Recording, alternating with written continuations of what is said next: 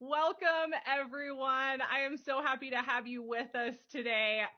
My guest today is somebody that I have been trying to get on this podcast for months, and I am so excited to actually have him here to interview.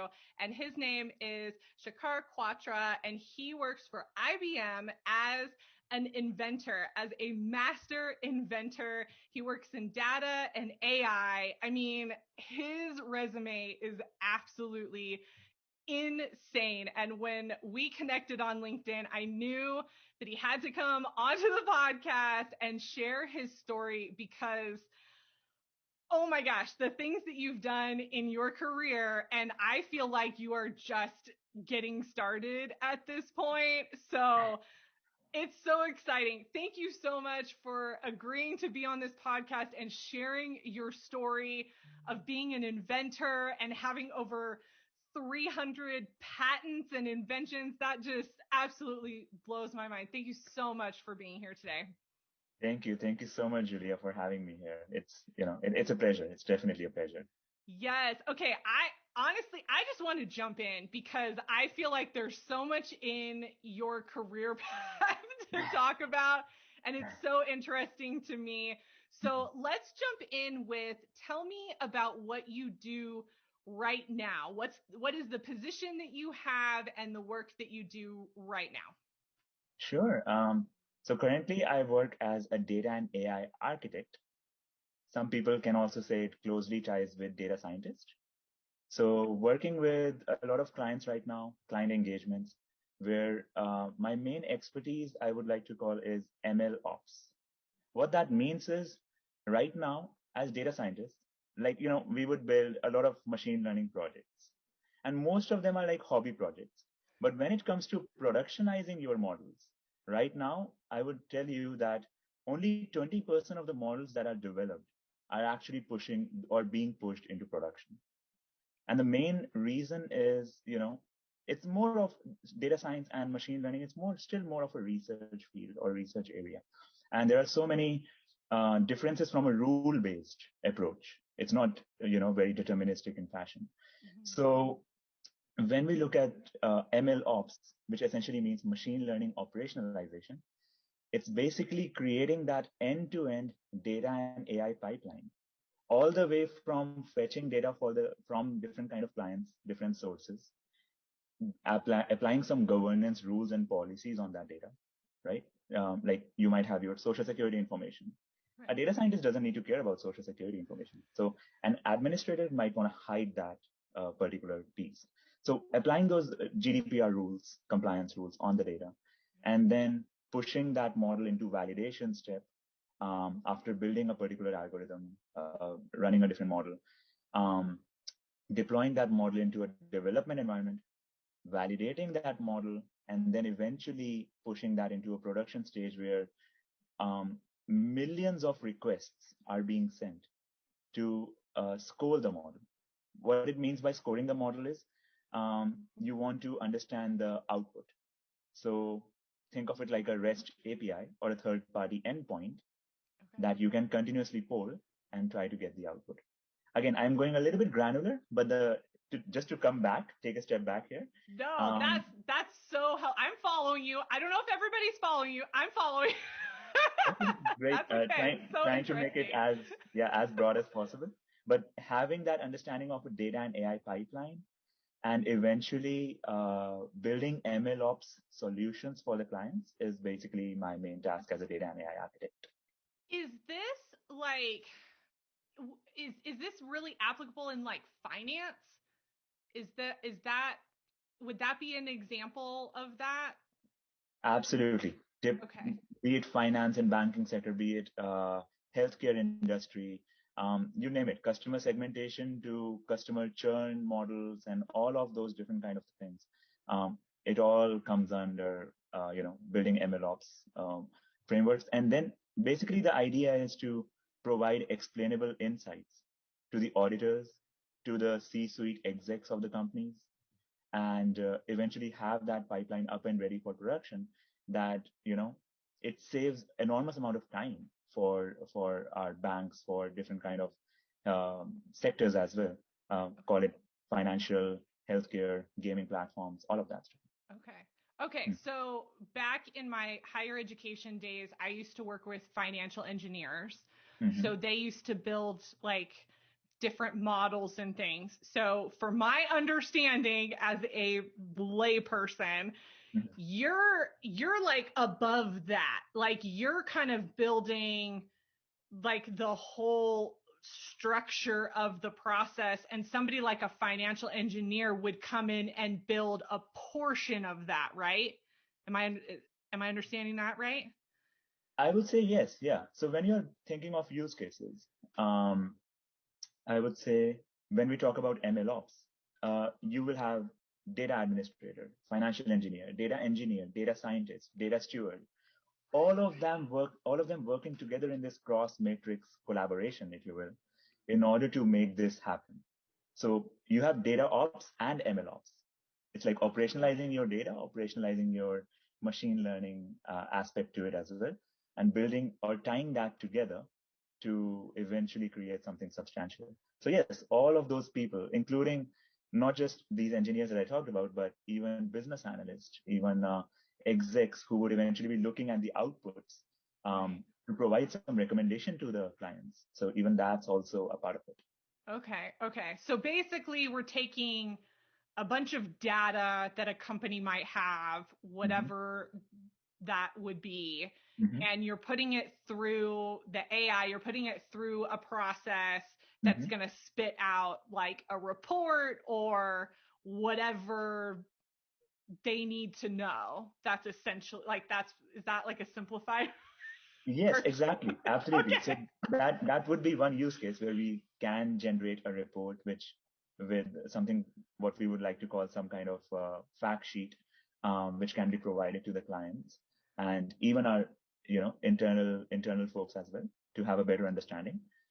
And at the same time, it's about not just collecting, analyzing, and infusing, but also tying up with the different, AI is one thing, and then hybrid cloud is another thing. So you would also want to showcase how you can build your models on any kind of cloud environment. So that's where now we are going with hybrid cloud, or we are going with AI anywhere approach. We don't just want to be restricted in our silos, right? We want to have a more sophisticated, a more broad, a more integrated environment rather than just working in silos. Okay. Oh my Mhm. gosh. This is so interesting. Wow. Okay. So this might be a dumb question, but I feel like there are no dumb questions. So Absolutely. AI is kind of a new thing, and I think most people would be familiar with algorithms in terms of social media, right? I feel like the Mhm. majority of people, they're like the algorithm for Instagram, the algorithm for whatever. Mhm. Do you like there are people out there that I feel like are really scared of AI and like scared of the machine learning aspect, and I feel Mhm. like movies have done that to us, to be to be True. really fair. Very true. Yeah. I mean, you're somebody that's working in this every day. Is that something that scares you, or do you have such a sophisticated understanding of it that it's like, no, it's still a human behind this, really telling it what to do? And if you can't answer that, that's okay. I feel like I was just, as you were talking, it Uh-huh. it came up for me. So No, I think that's a fair question. A lot of people do think about it, including me, including all the famous scientists. Again, I'm nowhere close to those people um, who have been, I would say, on the forefront, the vanguards of technology in the AI forefront. But it's a very speculative question, I would say, where I don't think there is a definitive answer to that, but we are still, I believe, just my personal opinion, where we are still far behind where AI can do magic.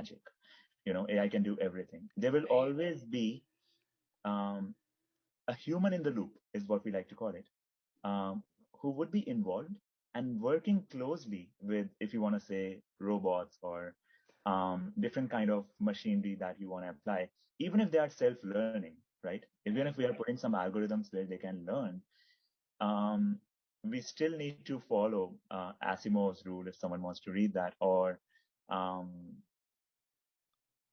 and at the same time think about Murphy's law as well, right? If anything can go wrong, it will go wrong.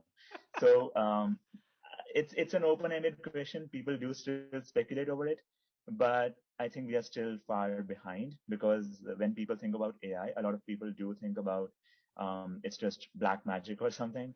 It's essentially just statistical analysis that people are trying to do and trying to make things happen to make their lives easier. Think about autonomous vehicles. Think about drones, which can avoid each other. Speech to text algorithm, the natural language algorithm, someone doing sentiment analysis on Twitter. All of these are, practical hobby data science things that people like to do, and they have a better understanding of the data then. Yeah. And your AI models are only as good as the data. If you don't have, uh, good enough data, then your models would not perform as well. Right. Thank you. I really appreciate you just giving your perspective on that, because I'm somebody that's interested in technology, but not in it enough to, understand all the aspects of it. Mm-hmm. But what I've seen, especially in the last 5 to 10 years, especially, Mm-hmm. is how it's been able to help so many people as Mm-hmm. well. And so even you mentioned speech to text, Right. and it's such a simple, well, it's probably not simple really, but to us as the end user, it seems like such a simple thing. But it's something that I use in coaching now, where Mm-hmm. I tell clients, look, if you are somebody who can't sit and write, or you don't want to write your thoughts out Mm-hmm. in a questionnaire or something, I'm like, throw it in a speech to text program, throw it into like a Google Doc or a Word doc and do speech to text and speak it, so Mm-hmm. that you at least are getting out what you want to get out, and you don't have to worry about the mechanics of writing it out. And that's such a simple thing, but to me, for learners who are like that and people who just want to speak, it's such a huge impact to their lives that makes it so much better. So Exactly. And think about it this way, like speech to text is again one portion where you would want to use a little bit of machine learning or statistical analysis. Even in like when we are writing something like sending someone messages, we get those recommended emojis. Even that's AI, right? It's as simple. It can be as simple as that. A very simple application. Or even when we are writing half sentence, and then now Google and other startups, they're able to predict what would be the rest half of the sentence. Sentence prediction, yeah. again, another AI use case. Autonomous vehicles, understanding the environment around you, being more contextually aware. All of these things, even these kind of smart, I would say, virtual agents, or like Google Home, Amazon Echo, Right. all of these things. Yeah, Yeah. Oh they're, my they're gosh. burgeoning, right, over the time. Ah, so cool. That's so cool. Oh my gosh, I love your job. That's absolutely amazing. Okay, let's get into how you got here. So, I would love to know, what are the couple of poignant transitions that you've had in your career that got you to this place? And I know you've spent, I think, most of your like post education career at IBM, right? That's correct. That's correct. So, okay, explain the journey. What are a couple of pieces that you're like, these were the big transitions that got me to this place here? Gosh, if I connect the dots backwards, it's a very curvilinear trajectory. I would like to say. I think back in undergrad, when I was back in India, I'll probably share some inflection points from that time onwards. Um, in my third and fourth year of my undergrad, I started working in a research-based startup, and over there, I was working on some cutting-edge technology, new projects, using Raspberry Pi, making some things like a wireless breadboard where you connect different components without wires. So I was more interested in computer science and electronics both. You can consider me as a confused child, right? So, not sure where to go. Let's try get your hands dirty in both those areas. Right. Um, so after college, like in third and fourth year, after 4 or 5 p.m., I leave the college. The startup was very close to my undergrad university, and then I would just go over there, work, sleep, the next day come back. from that startup back to the college. So this was my third and fourth year where I did some grinding, I would say, but it was all part of this learning curve that I wanted to go through. Um, so that basically instilled the curiosity in me to continue pushing myself forward. After that, so that was one inflection point. When I graduated and did one extra year in a place called Bangalore, which is kind of like the Silicon Valley of India, got a bit more of a project engineer experience, more on embedded C side, again more on the software side. But I wanted to see things moving or working when I'm trying to code into a piece of, let's say, a mechanical hand or a drone or something like that. After that, I would say, I feel like in every human being, there's a key that clicks. That's when you feel like now you need to do something about it. Yeah. I think that shouldn't stop. So thinking about that aspect, I immediately applied for my master's in 2015, came to Columbia University in New York to do my master's in electrical engineering, where I got very excited about IoT, embedded systems, and how you can embed different algorithms in order to make things work. If people have seen videos of Boston Dynamics, you kick a robot or you kick a dog and then it again stabilizes itself, comes back on its feet and continues moving. So those kind of things really excited me. So I started working on that, and that's when I was offered during my internship period in 2016 the opportunity to join in IBM as an AI IP engineer. Um, and from there onwards, I think the journey to stick with IBM and at the same time improve my skills in AI and IoT, that just happened. And finally, last year, I moved to this new team as a data and AI architect. So there have been a lot of inflection points, I would say, where I learned a lot of things from different kind of mentors in all different places, all different parts of the world. And it's good to always have I would say, a good network, because as it said, you are kind of like the average of 5 people around you. So once you have that people of your frequency, you are always motivated and pumped up. Um, and that's when you feel like, all right, I need to keep progressing and enjoy these inflection points. That's all. Yes, I love that. I love this idea of inflection points. I think that's such a great way to talk about it. Oh my gosh. Okay, so let's talk about the Master Inventor title, because Mhm. you also have that title currently and you've had that since, let's see, 2019. Yes, that's How, what does that mean? How did you get it? Like, let's dive into that, because I think that is such a cool part of what you're doing now. Hey there. Yes, I know. I just broke into this interview because I wanted to share something new with you.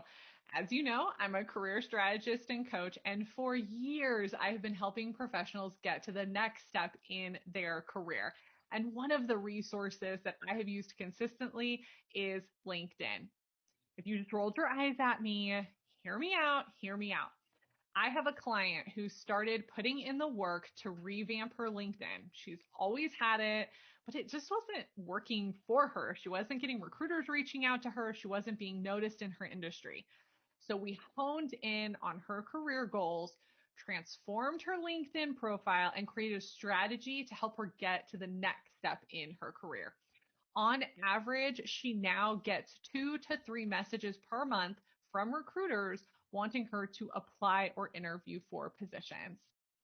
Whether you are looking for that next position, or you want to be a thought or industry leader, or you simply want to have a more targeted and professional presence, you'll want to check out my new course, LinkedIn Level Up for the Corporate Professional. This course will teach you how to enhance your profile and get noticed by recruiters and hiring managers without having to get a paid account. It's going to teach you how to create and cultivate intentional connections and help you find your voice as a thought or industry leader to get you noticed for more opportunities. This is a strategy I have used throughout my career and I regularly use with clients. I've taken 10 years of teaching clients how to best utilize LinkedIn for their career success and put it into a 30-day course with an hour-long strategy session with me at the end of it. If you want to know more about the course and take advantage of a one-time launch special, I'll leave a link in the blog post to sign up to receive emails. Sure, sure. So Master Inventor is someone who has close to 12 to 16 patents, which are filed at the United States Patent Office or internationally. And they're also helping the community with being a panelist, being a member, trying to evaluate other people's, inventions as well, helping them along their inventions. So basically being a mentor and at the same time working on your own inventions along with it, and then building your technical eminence from there. So a master inventor can be a technical influencer in that field where you have understanding of what a patent is, how do you invent in a particular space, and how do you keep yourself charged by being on the vanguard of technology in terms of that particular domain, at least in that domain, be it AI, cloud, security, wireless domain, anything like that. So having that kind of SME or subject matter expert in that particular field. How I got into it was, that's an interesting story actually. When I joined IBM, I met a couple of master inventors in my team, and they were discussing about a couple of things, couple of ideas. And it usually spawns from observing things around you.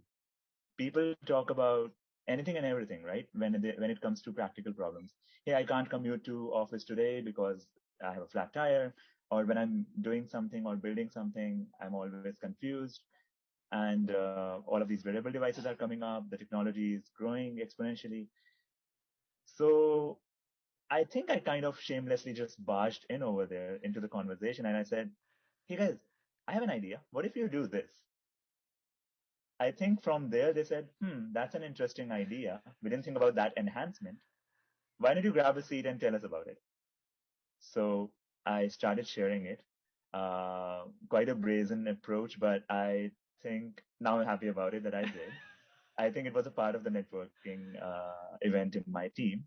And from there, they said, and I did tell them that I have the experience to build it. Mm-hmm. So can you just mentor me?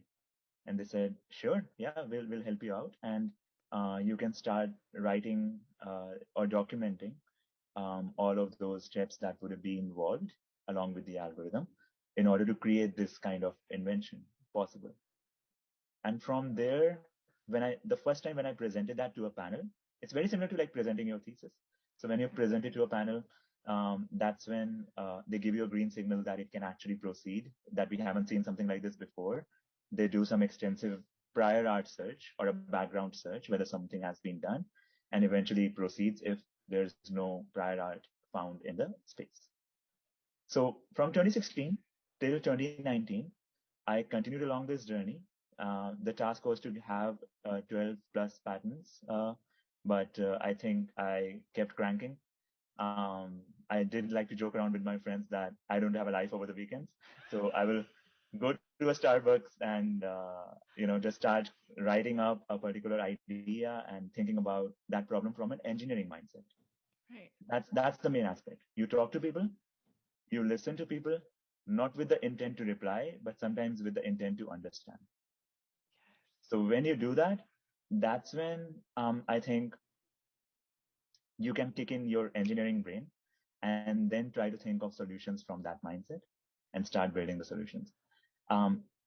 So along this 3-year journey, just to wrap that thing up, I started working with a lot of my co-inventors, got great mentorship along the way, helped a lot of people along the way as well, and eventually got close to now 350 patents. And it's been a great journey so far. I'm very humbled that I have found my sweet niche or my network of people with whom I can match my frequency and keep pumping. So Oh man. that was a part of it. That's amazing. Oh my gosh. Okay, here's what I love about that story. Mm-hmm. You're like overhearing a conversation and you're like, "Ooh, I have an idea. Let me just jump in Uh-huh. to this conversation already happening." And Exactly. I think sometimes people are so afraid to do that. And I think within reason, obviously, there are appropriate times and inappropriate times to do that. But Absolutely. these are people on your team that you're Mhm. working with. It's an environment where there's already some camaraderie there, and it's Yeah. okay to do. And I love that you shared that, because Mhm. I think more people need to realize that part of getting out there and showing people what's going on in your brain is having these conversations, is sometimes jumping into a conversation that might not be with you, but if it's appropriate, it could be a really great opportunity. And you're an amazing example of that, because whew, 350 patents, that's like, what? Thank you. Thank you so much. Actually, you spawned one thought process actually. So talking about this, having this mental blockage, right? Not being able to articulate your thoughts or jumping into a conversation. Um, because I experienced that when I was mentoring other budding co-inventors, if you will. I did launch something called Women in Inventing Initiative because I realized that there is a statistical ratio at United States Patent Office that I think the number of inventors who are registered, I would say 60 to 80% are male and only 20% are female inventors. And I was surprised to hear that staggering number, and I was shocked. I reached out to a couple of my distinguished engineers and I said, we need to launch this initiative where we need to have this balance. Balance is very important. So I started talking to more female co-inventors or budding co-inventors, and I started talking to them not from a, not from a just a mentor, but as a friend. That is there any mental blockage that you face? And I found out statistically they do face more mental blockage. It's not like there's any difference in the IQ level, right? Absolutely not, right?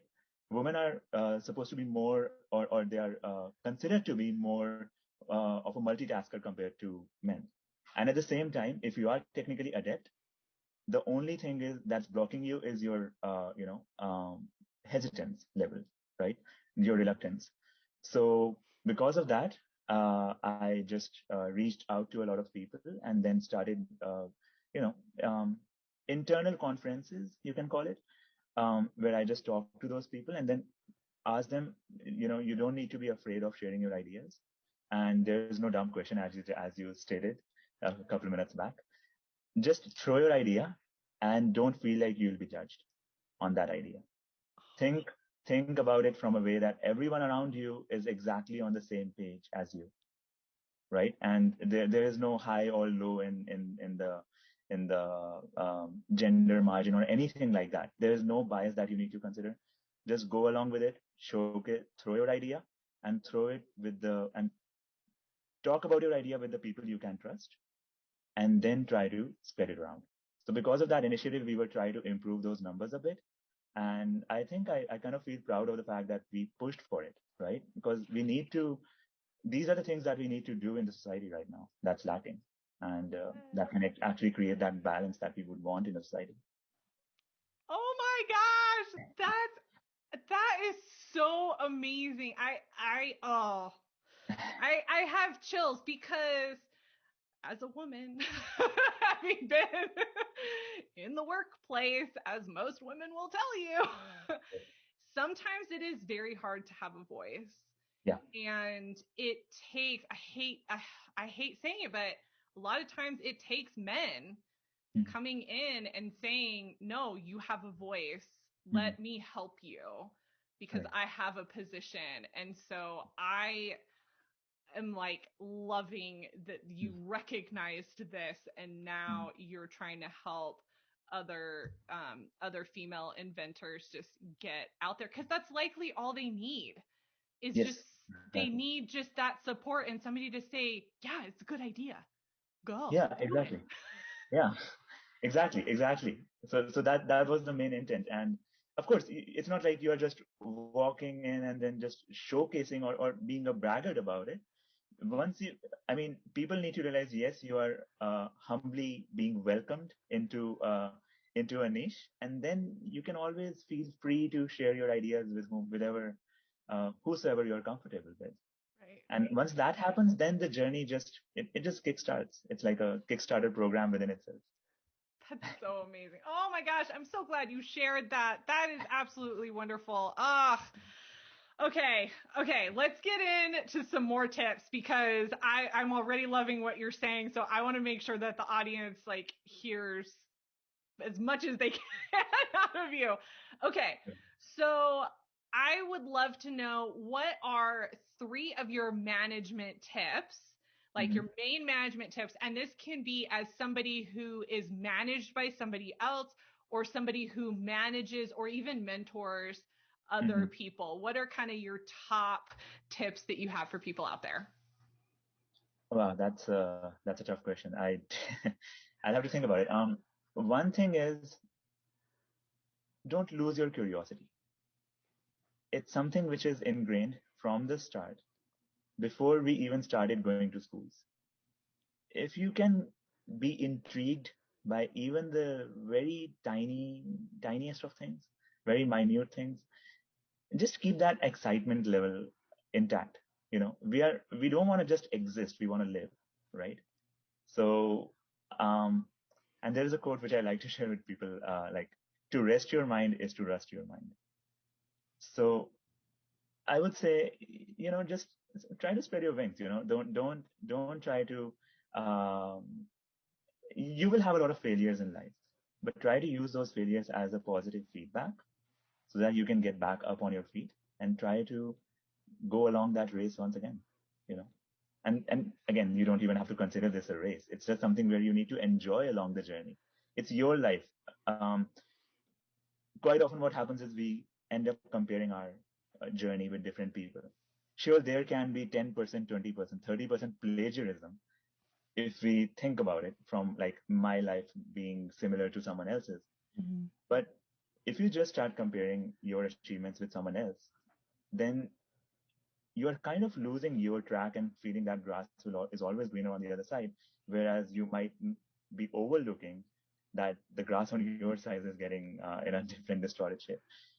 So the main point being, don't lose your curiosity. Try to explore as much as possible.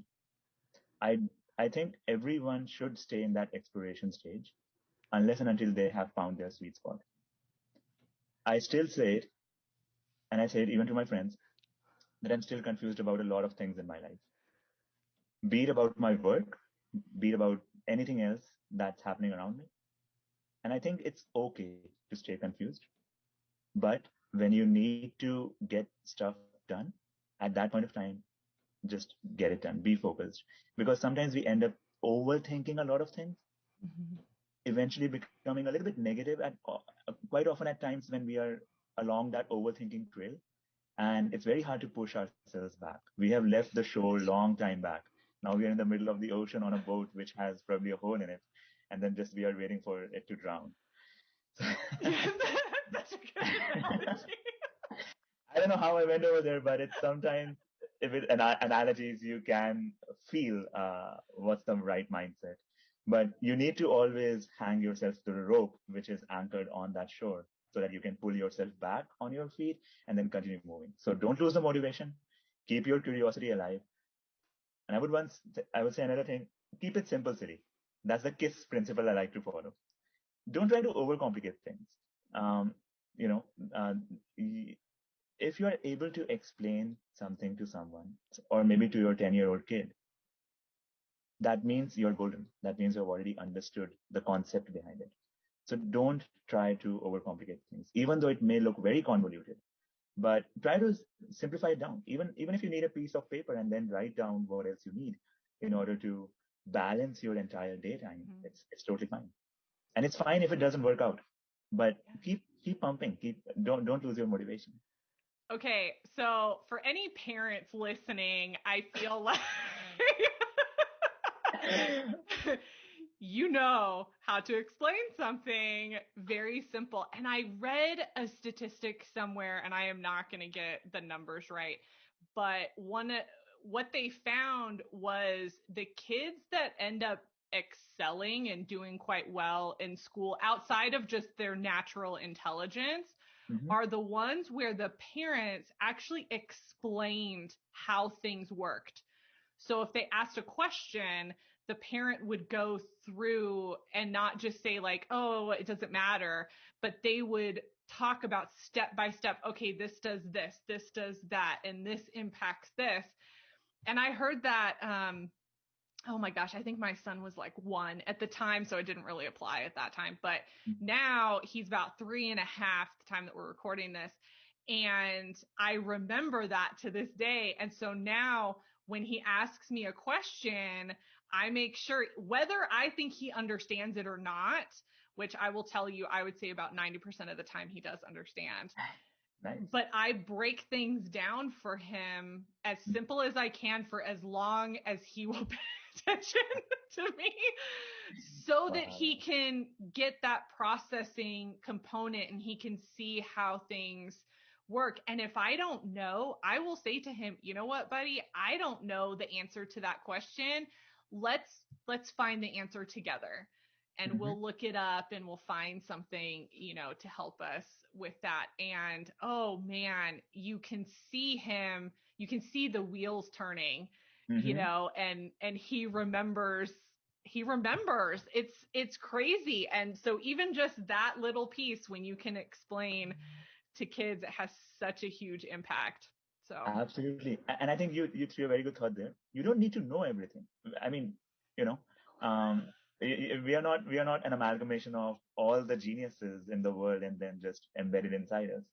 It's okay to not know and say it out, and then just Googling it and finding it out and then telling it to your kid, right? Or to anyone else for that matter. yeah. It's okay to not know. That's what I want to put it out there.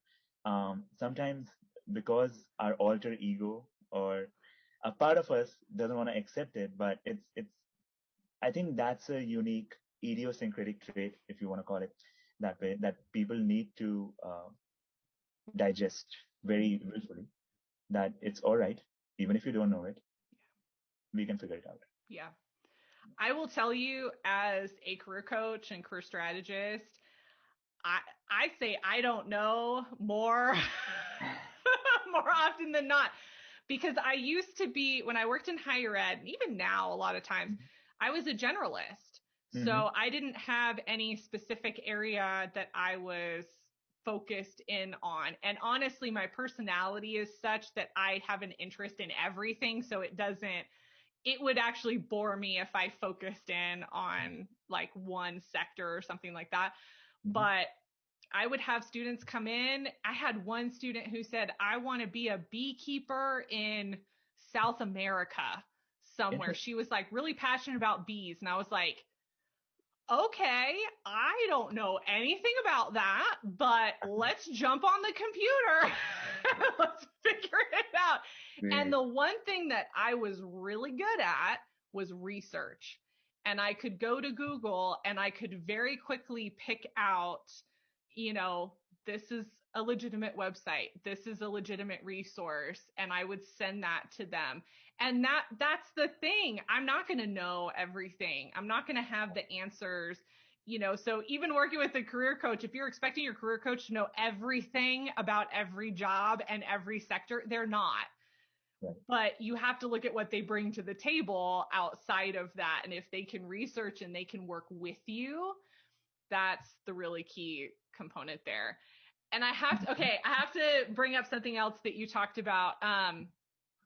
Well, it's kind of an offshoot of what you were talking about, but I think people have this idea of what success looks like because they compare themselves to people around them, right? Yes. So they see somebody in that next step up and they're like, oh, I want to do that, or I want to be like this person over here, or their friend is doing that, whatever it looks like for them. And they get that in their head that is success. Right. And you define success for yourself. And I always talk about seasons of life, right? So right now I'm in a season where my son is very young and my time with him is so precious. And I put a lot more emphasis on my time with him than I do on my business, honestly. And that's okay, because this is a season that we are in. And you might have a season where you are killing it in your job and you're just going and producing and you're getting the promotions and things are happening. And if that's what you want and you feel good and you feel proud about that, awesome. Like, you can't let somebody else say, well, you haven't hit this milestone, therefore you are unsuccessful. Right. No, you decide what success looks like. You decide the milestones for yourself. You decide that. Society doesn't decide it. Your parents don't decide it. Your partner sometimes, they should probably have a say in some of it. Yeah. But Advice, free advice. but it's really up to you. And success in one season might look like taking a step back. Yeah. And success might look like going for the promotion. And Mm-hmm. both are correct. And so I want to make sure that people hear that, because I think that's such an important thing to remember when we Mm-hmm. live in such a fast-paced world, and tech especially. I mean, I think the world that you're in, Mm-hmm. correct me if I'm wrong, but it's like, oh, what's the next big thing? Like, what's the next big idea? Where's that, am I going to get a Pulitzer for this or whatever the big thing is? I don't know what all your big things are, but I think you can get caught up in that and just Mm-hmm. kind of taking a step back and remembering, like, okay, what is success for me right now? And Exactly. focusing on that. Yes, it's super personalized, right? That's what people need to understand. Success for someone might mean like, I want to get a charter plane for myself. That's success. For someone else, it might be like, I just want to be happy with my family. You know, doing Absolutely. doing doing what I'm doing, and I just want to keep them happy and lead a happy life, living rather than existing. So that's Yes. the difference. Yes. Oh, I love that. I love that. Okay. Let's jump into one of my favorite questions that I like to ask my guests. Mhm. Tell me about a book that changed your perspective on your career or life. Ooh, interesting. I'm a non-fiction person. I like Malcolm Gladwell's books, where I like to see how he creates those patterns, like Blink, Nudge, Outliers, one of the best Mm-hmm. ones. One of my favorite ones is Outliers. And if I think about different kind of other books as well, like one was Surely You Are Joking, Dr. Feynman. It was from Richard Feynman, Okay. uh, the famous scientist who worked on the Manhattan Project. I think he's one of the most amazing guys I have ever read about. Um, and if I like to build a time machine and go back in time, I would want to meet him for sure. So he had this humorous side to him where wanted he was so lively that he wanted to get deeper into all different kind of concepts and at the same time enjoy his life as well. He was a very humorous guy, and it was clearly shown through not just his inventions or whatever he did, but how he enjoyed those theoretical subjects and pushing them towards the practical boundaries as well. So surely you're joking, Dr. Feynman is one of the best books that I have read. Outliers is another one. Um, Thinking a little bit more about nonfiction books, I would say The Last Lecture. That's another beautiful one. And Tuesdays with Maurice. Just some of these books. I cannot pinpoint just one, but these are some of the books that I really, really That's like. okay. I had another guest that gave me a list of 10. So Oh wow. I don't want to go there, but yeah. that's awesome. Thank you. And I will, in the blog post for this episode, I will link all of those books so everybody can go check them out, because these are some new ones that we've had. So that's really exciting. Yeah, So I'm excited to check those out. wonderful. Okay. So one of the things with what I do as a career coach, I'm all about controlling your career. And so I think you have been a shining example of somebody that has really taken control of your career. Mhm. And so I like to share with people those moments. And so I would love to know, for you, when do you think that you really took control of your career? Never. Short answer is never. I think it just keeps evolving. I feel stressed out when I feel like nothing is moving. Mm. I need to be on the water, on my toes, most of the time. because I want to feel that I'm moving somewhere.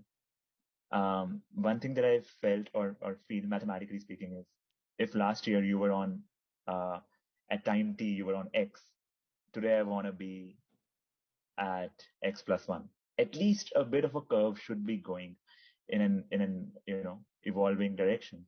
Mm-hmm. Not just about professional life, personal life as well. So it needs to, if I feel like I'm learning something new every single day, that's what keeps me satiated. Mm. So I feel like feeling of contentment or satisfaction is temporary. You achieve something, you can celebrate it, but the next day you might feel like again you are missing out on something. I'm not saying for people to have FOMO. Don't have that fear of missing out. It's just that whatever makes you happy. If learning about new stuff makes me happy, it can be a very different thing for you as well. Right. But try to keep pushing yourself in the right direction, Oh, whichever I that love that. direction be. So that's I it. love that. Also, if you want to know what Shikhar is learning, go to his LinkedIn because he has all kinds of certifications and courses that he has been taking. And oh my gosh, the list is absolutely insane. So we can definitely tell that you are somebody that likes to learn. And I appreciate that. I've been trying to explain this to people in my life because I think sometimes people look at other people and go, oh, you've achieved so much, you've done so much. But when you are somebody with the mentality that you just described, which is, I want to be better than I was yesterday or last year or last month, and you're constantly wanting to continue to level up, sometimes it's hard to celebrate those wins and remember that you've already done really great things and to Mhm. not like put yourself down for not continuing that process or if you get stuck or something like that. And so I so appreciate that on a personal level because as you were speaking, I was like, oh my gosh, that is exactly how I feel inside. Yeah. So And that's natural, right? I think like that happens with everyone. Everyone has a downside. yeah, And then how can you experience true happiness when you have never felt a little bit of sadness? So, that's true. it's one of those things. Crests and troughs will keep happening, and Yes, but you need to acknowledge, as you said, sometimes we are overly critical of ourselves, including myself, quite a lot, and that's when you need to realize that you've had good things as well, and you need to cherish those, and then acknowledge those. Don't take it for granted, and then continue moving. absolutely. Oh, I love that so much. Okay, I have a couple of bonus questions for you because Okay. I just this whole inventor piece, I'm totally stuck on it, and I think that's something that I want to get out there into the world for people to really understand what that looks like. Mhm. Um, so my question is, what are your tips for somebody who really wants to go into this, somebody that has like this inventor inside of them, or maybe they have already invented something and they don't know what to do? Because I know a lot of people have really great ideas, but sometimes they don't know how to get started or what Mhm. to do. So can you give a little bit of insight into, if I'm a regular person, like what can I do to get that path started? Okay, I think first of all, going back to the original point, keeping your curiosity alive, that's the most important thing. Be intrigued and inquisitive, right? I square. And I would say, so once you keep reading new technology or new stuff, whatever that might be, right? Let's say you want to build a smart cognitive toy for your kid. So it can be anything and everything, but try to keep learning new things. And one thing that I've seen myself doing as well is, or I used to do is, we have a lazy mindset. I don't know if people have read Thinking Fast and Slow. That's another book which I can Oh, recommend. okay. But from a lazy mindset, what I mean is, we think of some idea, it strikes, and then it just goes away. After half an hour, we are like, oh, I thought of some amazing idea. Now I just forgot. It just flew by. I'm trying to get into a pace for the past couple of years as well. As soon as I get certain idea, even while taking a shower, it can be as simple as that.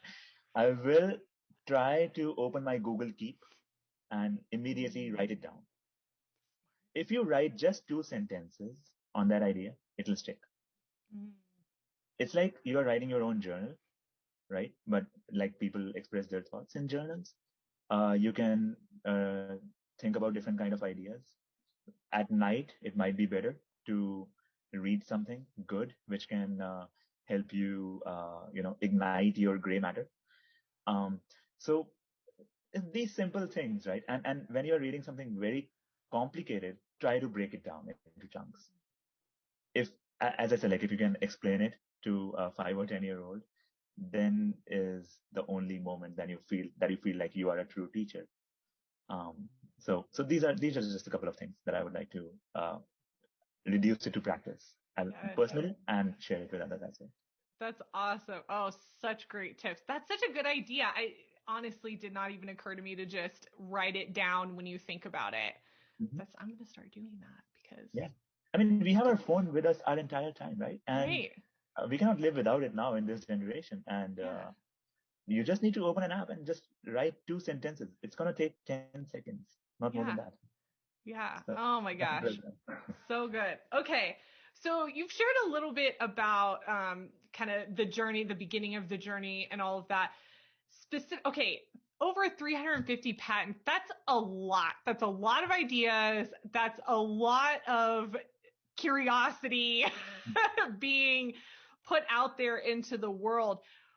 Where does this come from? Like, where does this motivation to do this additional work? Because it really is a lot of additional work outside of Yeah. your main Yeah. job. Like, where does that stem from for you? Um, I think so. A lot of people like to live in their silos. As a software engineer, I would purely like to work on my small sub module within a huge, let's say I'm building an infotainment system in a car. I like to work on a radio module of that infotainment system and I'm done. I think thinking out of the box is another thing that it's a I would say a cliche dialogue. People like to put it out there. Thinking inside the box as well, where you try to connect some dots of your past, infuse it with where you're heading, that can help you in crafting more ideas. If I simplify it down, because um, since my undergrad, joining the startup and then doing a couple of things on my own and then pushing myself, I started from hardware, went into different areas and avenues in life, came into software, then IoT, embedded, AI. So when you try to learn anything and everything, that's when you are able to connect those dots. And when you're able to do that, it comes easier to you. So if you have curiosity to go in and spread your wings in different directions, then it becomes easier to think about those. And I would share one thought, right? Most of the people that I have discussed ideas or our master inventors are twice my age. So they often think about it this way that, and I feel humbled that I have those people. So I don't like to just be around with people my age and gain experience as much as possible from someone who is younger to me, because the next generation is always going to be, more, I would say, have more affinity towards technology. The next big thing is going to be quantum computers, which probably the next generation would be enjoying, and we would not be able to, you know, enjoy or experience to the fullest. Or maybe we will, but won't be able to understand as much as the next generation that might be. So I think keeping your ego aside, learning from the next generation and also the previous one. I'm currently learning a lot from people who are twice my age and also from my cousins, from my friends, family who are younger to me and who are more adept in using different technologies. Keep asking questions is all I want. That's awesome. Oh my gosh. Shikhar, thank you so much for this interview. This has been so much fun to learn about your world. And I know that my audience is just gonna love this. It's so interesting, and I think it's not it's not a common career. I think it's becoming more common, but this was so wonderful. Thank you so much for sharing your story and being so open. I really, really appreciate it. Thank you. Thank you so much, Julia. It was a pleasure. Okay, Thank you. if people want to connect with you, is there a way that they can do that, or what's the process there for you? Yeah, I think I'm usually active on LinkedIn or email, so feel free to reach out to me on LinkedIn, and I'll be more than happy to connect with you. Awesome. And in the blog post, I will make sure to link um, your LinkedIn as well as all of the books and resources that we talked about in today's interview. So again, thank you so much for your time. Thank you. Thank you so much.